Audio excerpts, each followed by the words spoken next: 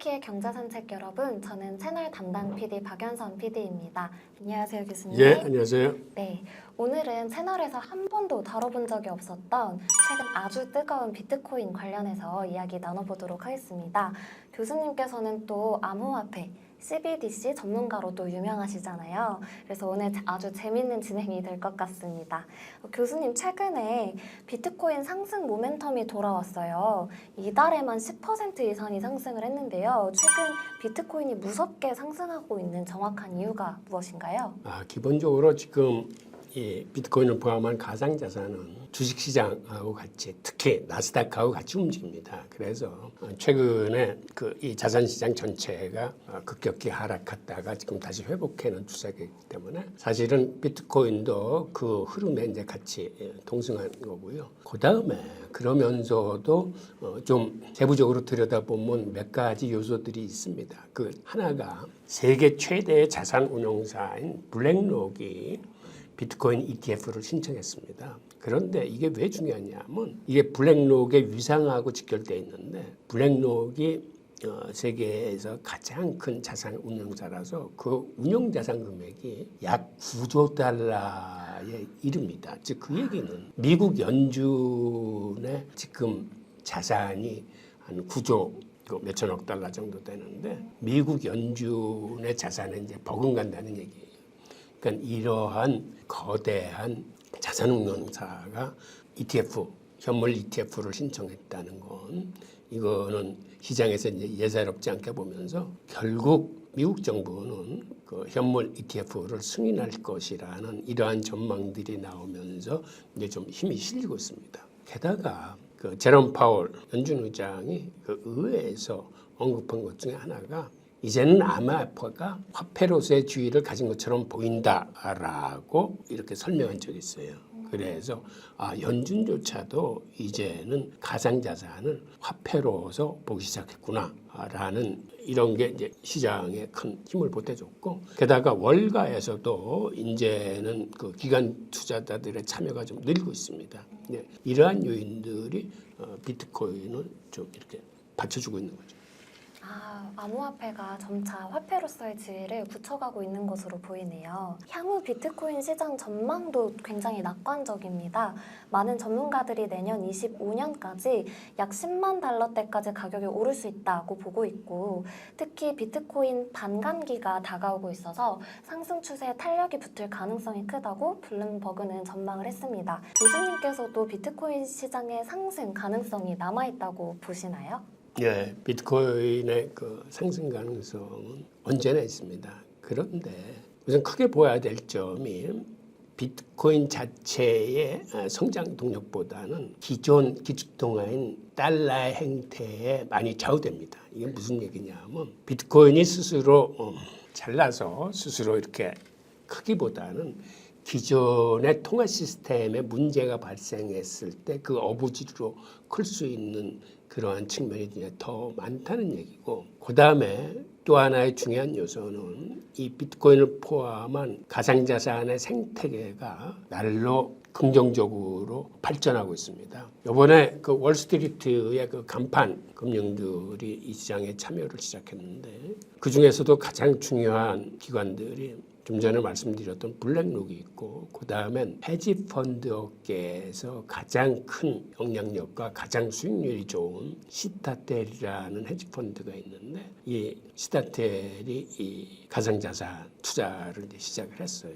그 다음에 헤지펀드가 아닌 뮤추얼펀드의 강자인 피델리티 같은 이런 대형 펀드들이 이 시장에 이제 참여를 시작하면서 이제는 월스트리트에서도 이런 강자들이 시장에 참여했다는 게 이게 사실은 좀 예사롭지 않습니다. 왜 그러냐면 기존에는 비트코인 선물 ETF만 이제 그 시장에서 허가를 내줘서 선물 ETF가 있는데, 그런데 이 선물 시장의 특징이 여러분들이 잘 아시는 그 웹도덕 현상이라고 그래서 꼬리가 몸통을 흔드는 그러한 걸로 이제 많이 그 악용됩니다. 이게 무슨 얘기냐면 이 월스트리트 저 같은 쪽의 큰 손들은 예를 들어서 비트코인을 위로 또는 아래로 몰면서 그들이 이제 선물 시장에서 이제 큰 이익을 누릴 수가 있거든요. 그 다음에 미국 정부의 그 의도 하에서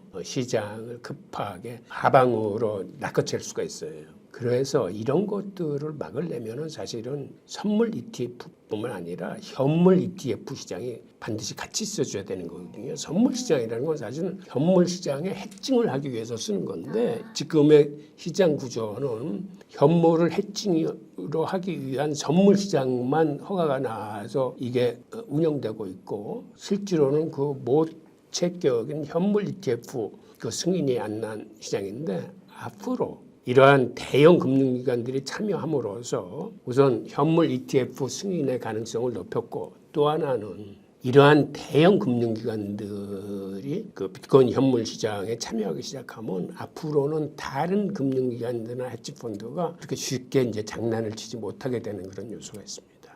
악재들도 있습니다. 그 얘기는 뭐냐면 내년에 중국 같은 데서는 인민은행 디지털 화폐를 이제 본격적으로 사용하게 되면서 그 전에 시장을 정비할 가능성이 있어요. 그 얘기는 무슨 얘기냐면 이제는 디지털 화폐로 넘어가게 되면은 디지털 화폐로 노출되지 못하는 지하 경제 자금은 아마 비트코인 같이 추적 불가능한 암호화폐 시장으로 흘러 들어올 가능성이 있는데 이거를 원천 차단하기 위해서 중국 정부가 인민은행 디지털 화폐를 본격화하기 이전에 중국 내의 그러한 암호화폐 시장을 철저히 붕괴시킬 이러한 파괴할 공산이 큽니다.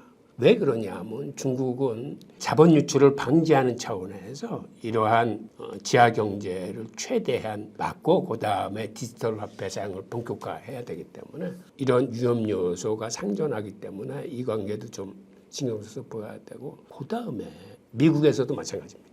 미국이 앞으로 중국이 디지털 화폐를 본격화하게 되면 미국은 아직까지 중앙은행 CBDC가 준비가 되지 않은 상태예요. 그러면 미국도 중국의 인민은행 디지털 화폐에 대항하기 위한 새로운 방안을 찾아야 될 텐데 그 중에 가장 가능성이 높은 것 중에 하나가 스테이블 코인의 이제 활성화입니다. 그래서 이런 스테이블 코인을 활성화할 적에 미국에서도 아마 가상자산 이 시장에 대한 법규 정비라거나 어떠한 스탠스를 이제 조정하면서 생길 어떤 규제나 법령 등이 이제 나올 거기 때문에 이러한 요소는 아마 가상자산 시장의 부정적인 요소로 이제 발동할 가능성이 있기 때문에 이러한 긍정적인 뉴스와 더불어서 이러한 그 부정적인 면들도 같이 좀 살펴보셔야 할 것으로 보입니다. 네. 교수님, 현재 연준이 암호화폐를 화폐로서의 지위로 인정을 하고 있고 또 다양한 대형 펀드사들도 관심을 가지고 있지만 중국이 내년에 디지털 화폐를 발행할 수 있다는 것이 조금 저희가 함께 주의해야 할 부분이네요. 그렇다면 중국은 내년에 이 디지털 화폐를 발행하고자 하는 이유가 무엇인가요? 그리고 해당 디지털 화폐는 어떤 화폐일지도 함께 궁금합니다. 중국이 인민은행 디지털 화폐를 준비한 지는 굉장히 오래됐습니다. 어떤 면에서는 이런 중앙은행 디지털 화폐에서는 가장 앞서 나가고 있는데 우선 중국 내부에서 이 시험 테스트를 거친 지는 벌써 이제 3년이 지났어요. 그리고 지금은 이거를 이제 외부로 이제 확산하는 중입니다. 홍콩이라거나. 그런데 중국이 이렇게 디지털 화폐 쪽으로 발걸음을 재촉하는 이유는 중국은 사실은 통화 시스템에서 사실은 후진국이에요.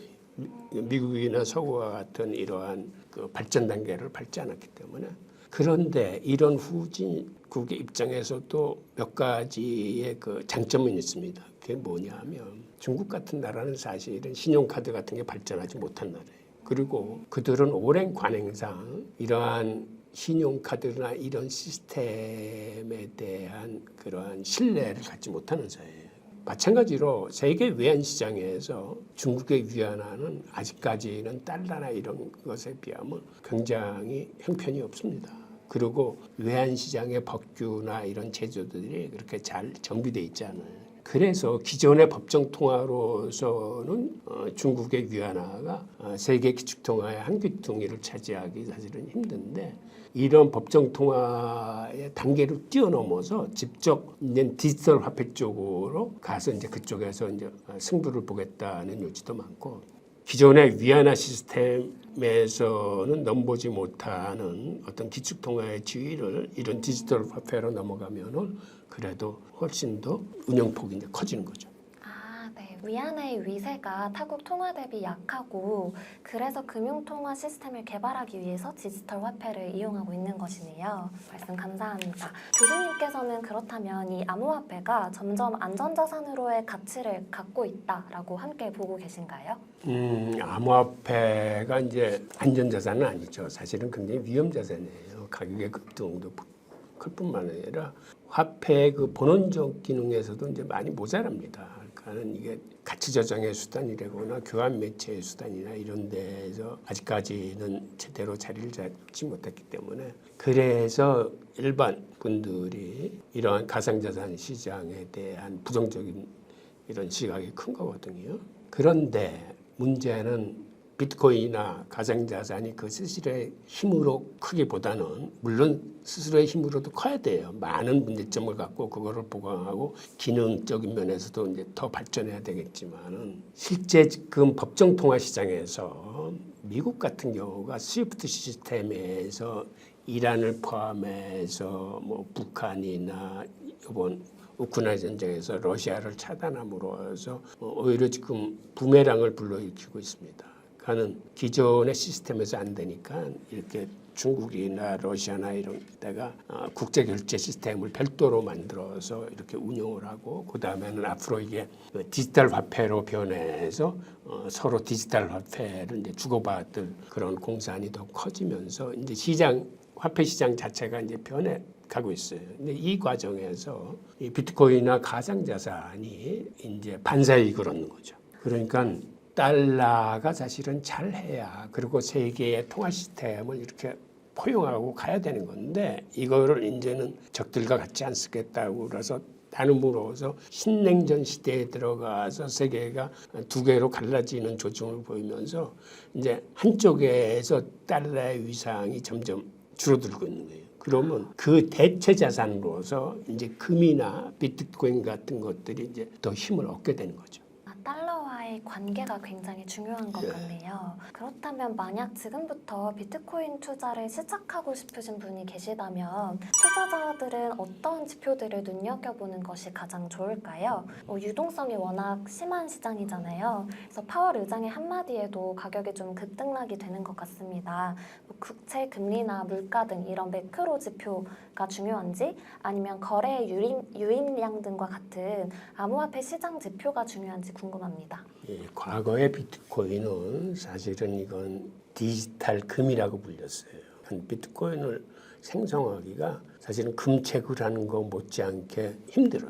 그러니까 그 금과 같은 이제 가치가 있다고 보는 거예요. 그런데 그런 의미에서 사실 과거의 비트코인은 금과 동행을 했습니다. 그런데 이게 언제부터 디커플링이 되기 시작했냐면 2021년에 금 가격이 온스당 2,000달러를 돌파하면서 미국 정부가 금 선물 시장에 이제 규제를 가기 시작합니다. 이게 왜 그러냐면, 사실 금이라는 건 이자 한 푼 안 붙는 건데, 이 금 가격이 오른다는 건 이 달러에 대한 불신을 의미합니다. 그러니까 달러나 이 미국채를 갖고 있다는 거는, 갖고 있으면은 예금을 해둔다거나 국채 가격이 상승한다거나 해서 그쪽에서는 수익이 발생하는데, 금은 아무리 갖고 있어봐야 거기서 이자가 발생하는 놈이 아니거든. 그럼에도 불구하고 이게 가격이 이렇게 치솟는다는 거는 달러 자산을 불신한다는 의미가 있기 때문에 미국으로서는 이거를 그냥 좌시할 수는 없는 거예요. 그래서 그때 자그마치 8차례에 거쳐서 금 선물 시장에 이제 규제가 들어왔는데, 규제라는 건 뭐냐면 개시증거금이나 유지증거금을 올리고, 그 다음에 기관 투자자들이 활용하는 레버리지를 축소시키는 겁니다. 그러면 이러한 선물 시장에 참여하기 위해서는 이제는 돈이 많이 드는 거예요. 그러면 자연적으로 그 가격이 이제 억제당하고 이제 하락하는 의미가 있는데, 이때 하반기 들어와서 금 가격이 떨어지는데도 불구하고 3번이나 더 규제를 강해. 그러니까 중년 시장을 확실히 그 압살시킨 건데, 그때 그때 큰 손들이 많이 떠납니다. 그러니까 기관 투자들이 금 선물 시장에서 빠져나와서 비트코인 시장으로 옮겨가면서 금과 비트코인은 그때서부터 완전히 디커플링 따로 놀기 시작하는 거예요. 그래서 그로 비트코인은 어디와 동행성을 갖냐 하면 지금은 나스닥하고 같이 동행성을 가져요. 그러니까는 주식시장이 떨어지면은 같이 하락하고 주식시장이 상승하면 이제 같이 상승하는 걸로 가는데 앞으로 이제 달러 시장과 그다음에 지금 같이 위안화 시장이 이렇게 서로 갈라지고 세계에서 달러의 위상이 예전처럼 그렇게 강하지 못하고 이제 위축되거나 이제 약달러 쪽으로 가면은 그때는 또 다른 현상이 발생할 수 있어요. 그러니까 지금 나스닥의 동행이 이제는 나스닥하고도 결별하면서 스스로 분출을 시작한다고 그럴까 그럴 가능성도 있습니다. 그리고 또 하나의 요소는 올 8월 달에 남아공에서 브릭스 정상회의가 시작되는데 그때 아마 브릭스 기축통화에 대한 구체적인 계획들이 논의가 될 거예요.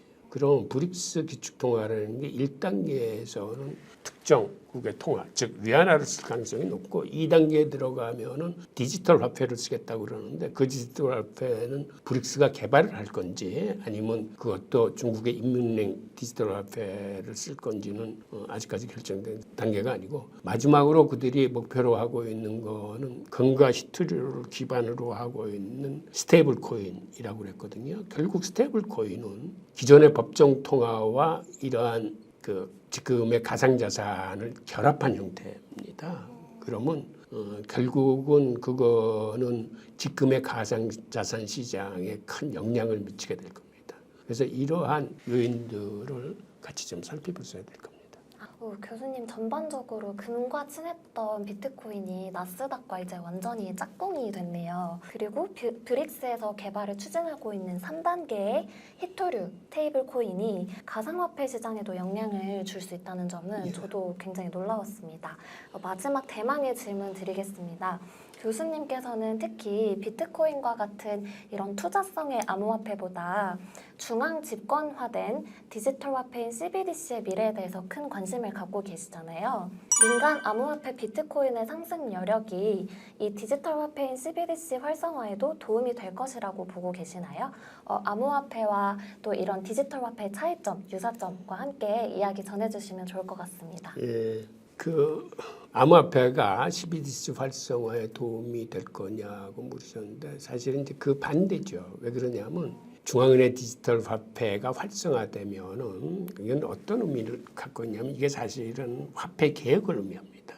그러니까는 이건 강제적인 화폐 개혁은 아니고 시간을 충분히 두고 하는 이제 화폐 개혁인데 사람들이 디지털 화폐를 쓰려면은 기존에 갖고 있던 종이 지폐나 이 법정 통화를 디지털 화폐하고 바꿔야 돼. 그런데 세계에는 이렇게 드러내고 쓸 수 있는 통화뿐만 아니라 지하 경제에서 움직이는 통화도 굉장히 많아요. IMF가 추정하기는 세계 화폐의 한 20% 정도는 지하 경제에 쓰이고 있습니다.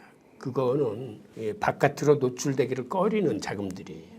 그런데 이게 디지털 화폐 시대로 넘어가면 디지털 화폐를 하려면 할 수 없이 은행에 가서 이걸 디지털 화폐를 바꾸는 과정에서 이게 양성화되는 거예요. 즉 노출되는 거예요.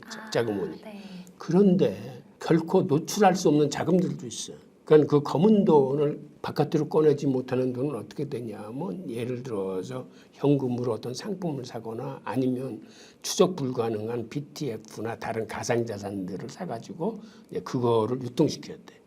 그리고 디지털 화폐로 유통이 되면 중앙은행에서 다 추적이 가능하기 때문에 추적을 꺼리는 자금들일수록 이런 비트코인이나 이쪽으로 넘어오는 거예요. 그래서 CBDC가 활성화되면은 거기에 못지않는 건 아니고 예를 들어 CBDC 활성화가 100이 되면 이 가상자산 쪽에도 한 10% 정도는 즉 지하 자금이 한 20% 정도 있으면 그 중에서 10이나 15는 양성화돼서 바깥으로 노출되더라도 절대 노출될 수 없는 돈, 검은 돈 한 5%나 10% 정도는 이거는 비트코인이나 이런 쪽으로 흘러갈 수뿐이 없어요.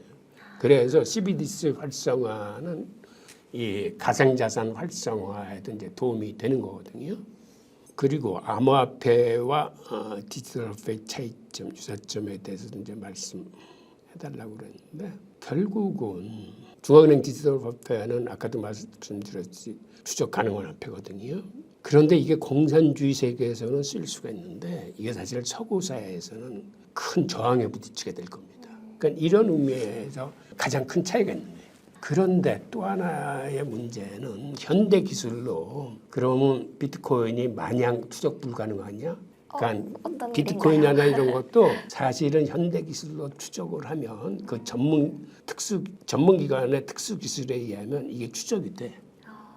그러니까 암호화폐들이. 그래서 또 암호화폐에서는 그 사람들이 추적하는 방식을 또 다 알아내 가지고 그 그 기술로는 추적이 불가능한 또 다른 기술을 개발해. 그래서 지금 술래잡기가 계속되고 있어요.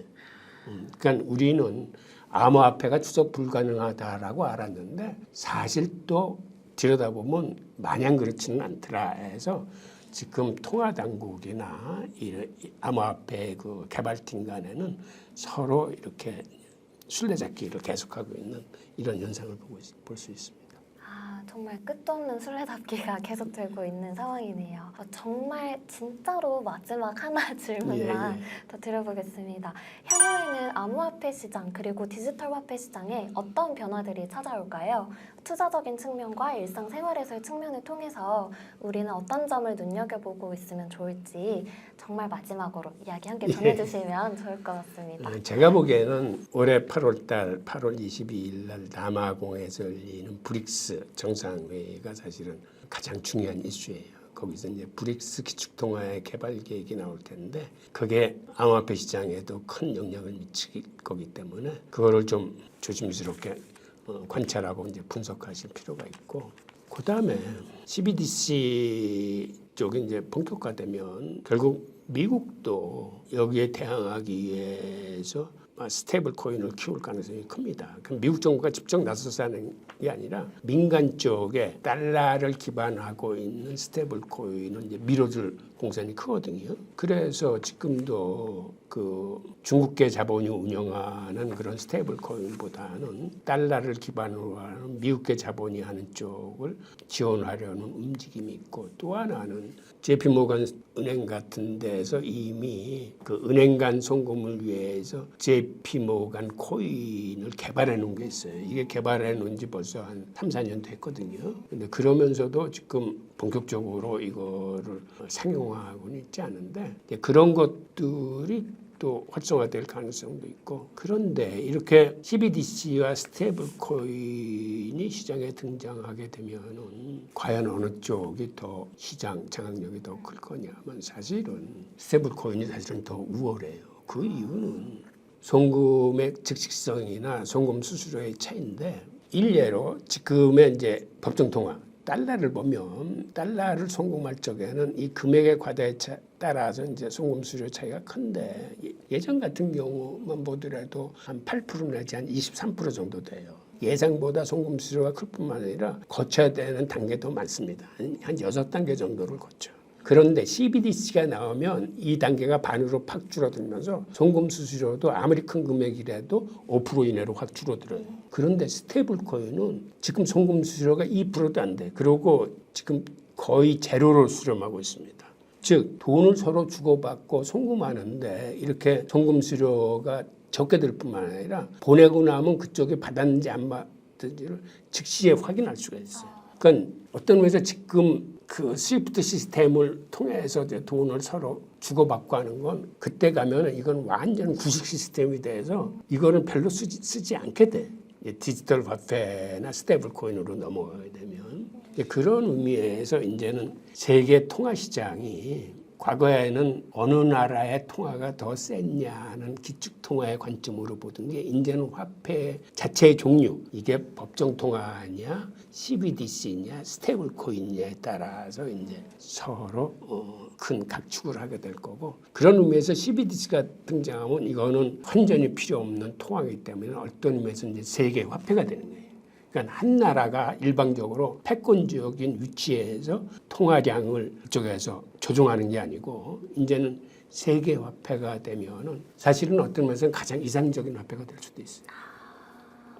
네, 와 오늘 교수님 암호화폐 시장 이야기를 통해서 시장의 관심도와 또 움직임들에 대해서 여러 방면으로 알 수 있어서 너무 즐거운 시간이었습니다.